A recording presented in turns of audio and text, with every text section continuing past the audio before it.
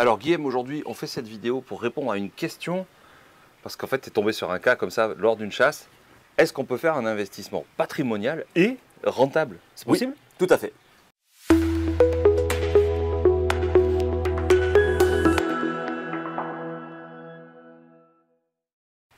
Guillaume, tu es un des experts de l'école de l'abondance, tu es associé avec Ben et moi dans l'école de l'abondance et aussi tu es chasseur et négociateur de l'école.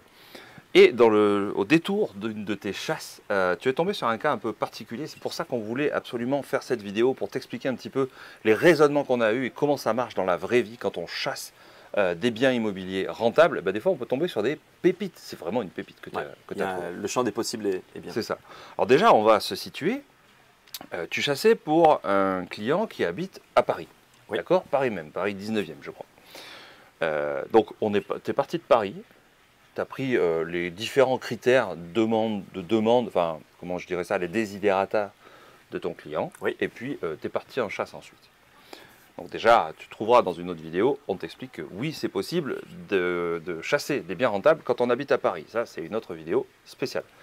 Là, aujourd'hui, je voudrais parler de cet investissement qui est un investissement patrimonial. Alors, en deux mots, tiens, est-ce que tu peux nous dire ce que c'est qu'un investissement patrimonial? Comment on le définit un petit peu chez nous? Eh bien, c'est un bien que tu vas acheter et qui va prendre de la valeur avec les années. Ouais, c'est ça. Dans le temps, ça va prendre de la valeur parce que c'est très bien situé, parce que c'est joli.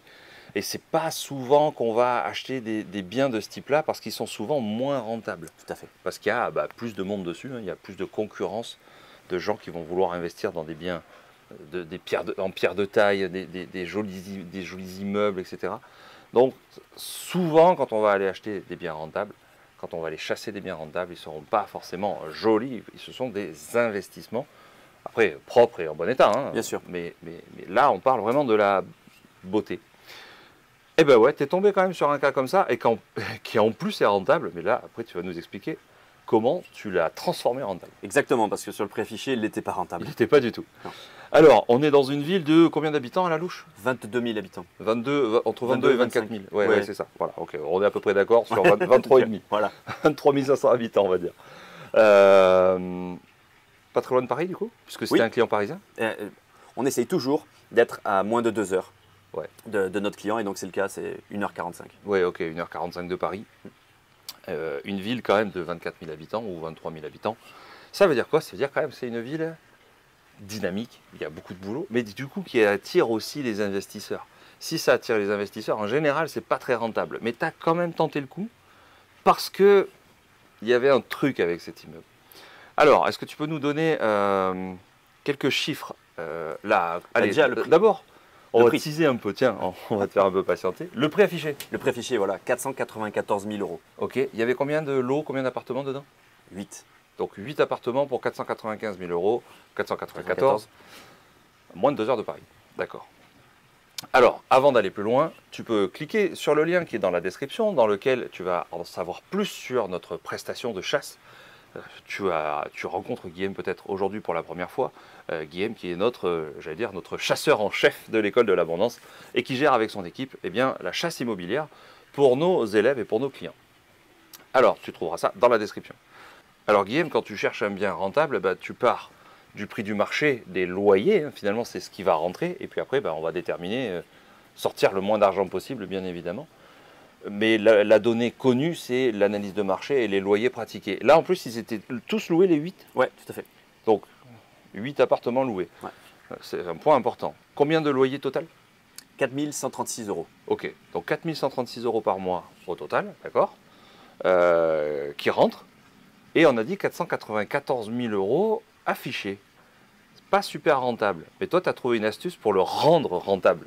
Et quelque chose d'assez fou, puisque évidemment, tu es chasseur et négociateur de l'école de l'abondance. Ouais. Et c'est la négociation. Oui. Donc, on ne va pas rentrer dans les détails. Ça a duré longtemps, cette négociation?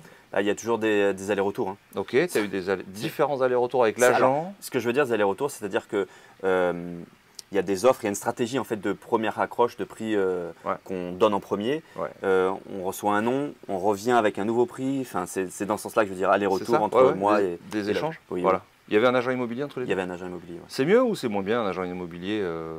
C'est mieux que le vendeur direct? C'est mieux. Il y a une façon de le rendre de le rendre ton partenaire, de travailler ensemble, ton allié. C'est ça, c'est un professionnel qui est l'allié du vendeur, bien évidemment, aussi, mais aussi tu peux lui donner des informations, j'allais dire, professionnelles, techniques. Tu vas lui apporter une argumentation objective, en fait, finalement, et que lui va apporter ensuite au vendeur, parce qu'il connaît mieux le vendeur que toi, puisque lui, il l'a rencontré déjà il y a 2-3 mois, enfin, la mise en vente, en fait. Mais objectif, c'est ça le mot. Tu as utilisé le bon mot, Renaud. C'est je suis objectif en tant que professionnel, et l'agent est objectif en tant que professionnel. Ça évite justement les discussions basées sur la subjectivité du vendeur. C'est ça, sur le ressenti, le sentiment. Le vendeur, il a forcément un sentiment.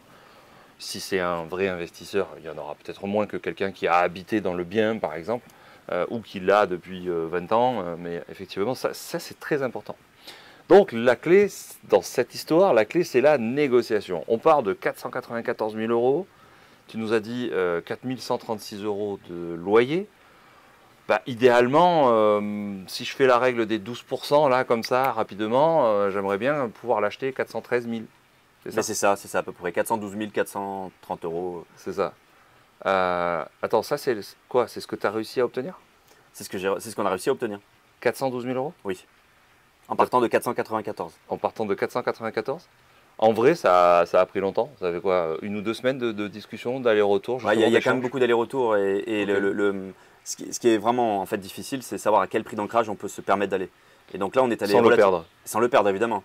Et donc on est allé relativement bas pour arriver à un prix qui est relativement bas aussi, quand même. Ouais, c'est ça. 412 000 euros de prix négocié. Avec, de souvenirs, c'était une petite dizaine de jours environ. Donc un peu de boulot quand même.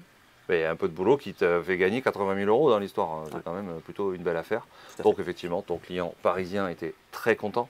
Parce qu'on est dans un investissement patrimonial qui va prendre de la valeur dans le temps. Alors oui, ok, il n'a pas vu Tour Eiffel ou ce qu'on veut, mais on est quand même dans une belle ville. On est dans un bâtiment en pierre de taille, très joli, très bien entretenu en plus. Ouais, beaucoup de cachets. Et du cash flow, entre-temps, pendant l'exploitation du bien. Belle réalisation. 80 000 euros de négociation, Guillaume. À peu près, ouais. On vient de dire, Guillaume, que la négociation, c'est une clé pour aller justement baisser le prix d'achat. Alors là, on a parlé de 80 000 euros parce qu'on partait de presque 500 000 aussi. Donc ça représente à peu près là 20% de négociation. Mais en vrai, tu négocies pratiquement à chaque fois ou pas toujours ou... Non, c'est vraiment au cas par cas. C'est qu'il y a quand même tellement de cas différents. Ça dépend des échanges que tu as eu avec l'agent IMO dont tu parlais aussi tout à l'heure. Ça aussi, ça fait partie du métier quand même. Oui, mais du contexte aussi, du marché. C'est-à-dire, suivant la ville où on est, suivant le prix des autres biens, etc., la négociation s'adapte au contexte. Moi, ce que je sais, c'est quand on avait fait on avait fait un petit bilan il y a quelques temps. Grosso modo, tu vas quand même aller chercher pratiquement à chaque fois plus de 10% de négociation dans tous les cas. Parfois 15%. Là, tu arrives à 20% de négociation, c'est juste c'est quand même la fourchette haute. Ouais, voilà, c'est quand même la fourchette haute, on est d'accord. Mais effectivement, en négociant, eh bien, tout simplement, on augmente notre rendement, on augmente le cash flow directement, le cash flow que tu vas pouvoir encaisser. Tu négocies pratiquement pour tous tes clients. Oui.